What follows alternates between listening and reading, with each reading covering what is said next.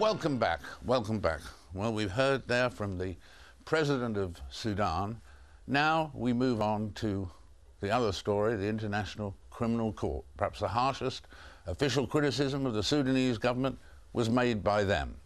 Last month they described all of Darfur as a crime scene, compared some of the activities of Sudan to the Nazi regime in Germany, and indicted two named Sudanese, one a government minister, for war crimes. Criminal justice in the Sudan is certainly seen to be very patchy, and the ICC indictment rejects any prospect of real justice at home. But the question also remains, as The Guardian asked, is it helpful of the ICC to brand the entire Sudan government as war criminals? Might not an aggressive search for justice actually prevent any negotiated peace settlement for Darfur? Well, I'm joined now from The Hague by the Chief Prosecutor of the ICC, Luis-Moreno Ocampo. Mr. Ocampo, welcome.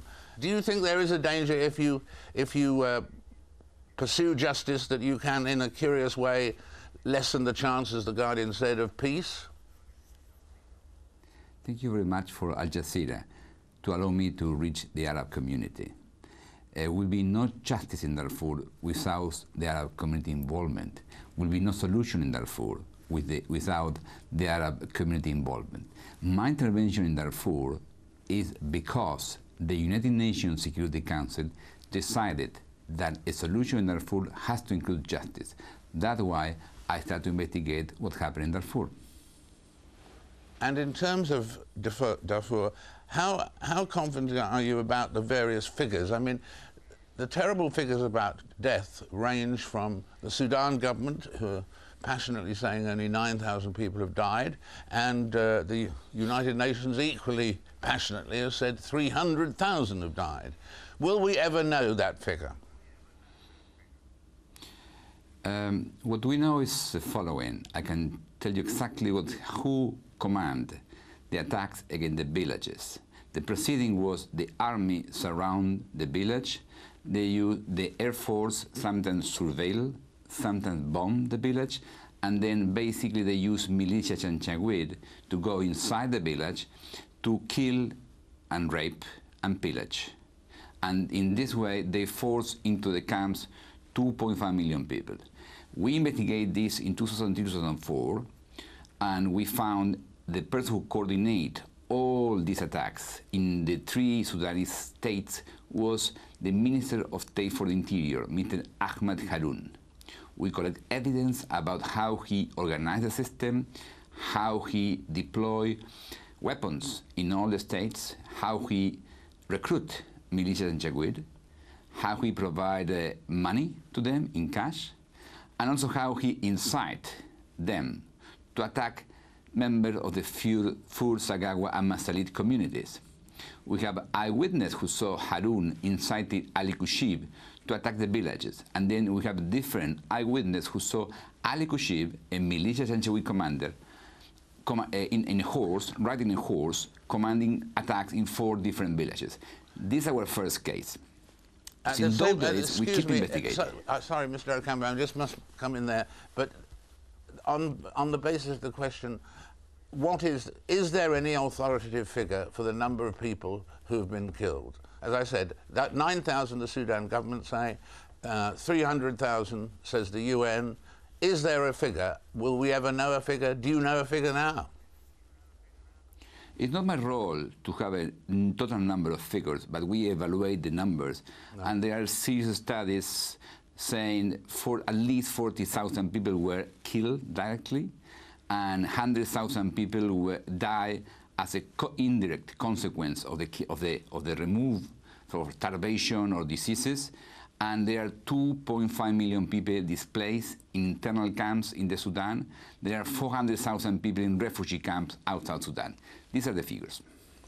And are you confident that there will ever be a case heard against the 2 people you've asked to be deported into your care and concern? Do you think they will ever be tried anywhere by the International Criminal Court?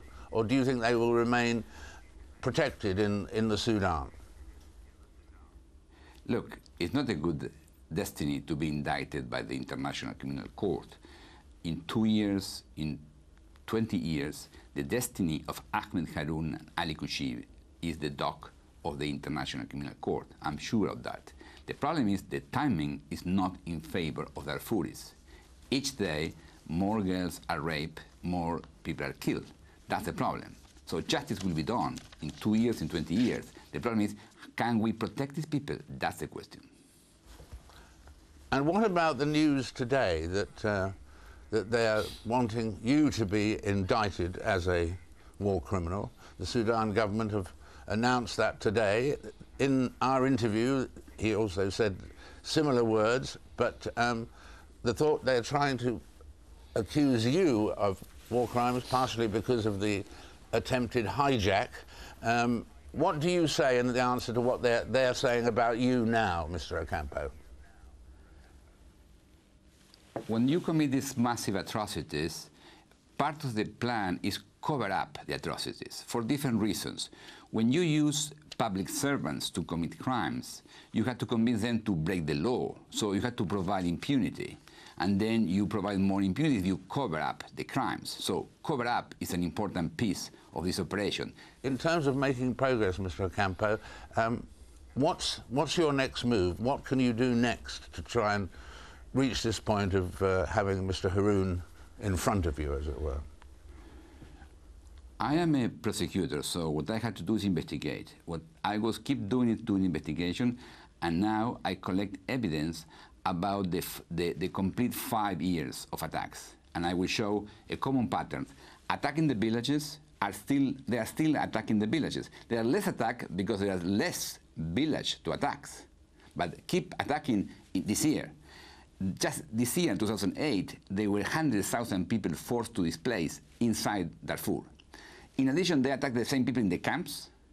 They are usurpating the land of these communities, and the cover-up is a part of the plan. That's why I say the entire Darfur is a crime scene. It's a huge crime scene, because the crime is committed by members of the government using the state apparatus. And I will present my case in July to the International Criminal Court. I will present the second case about members of the government attacking the citizens. I'm also working a third case about rebels. Rebels are also attacking peacekeepers and humanitarian workers, and are also trying to investigate these crimes. Thank you very much indeed for being with us, Mr. Ocampo. We really thank you for joining us. Thank you. My pleasure. Well, two men with two very different messages.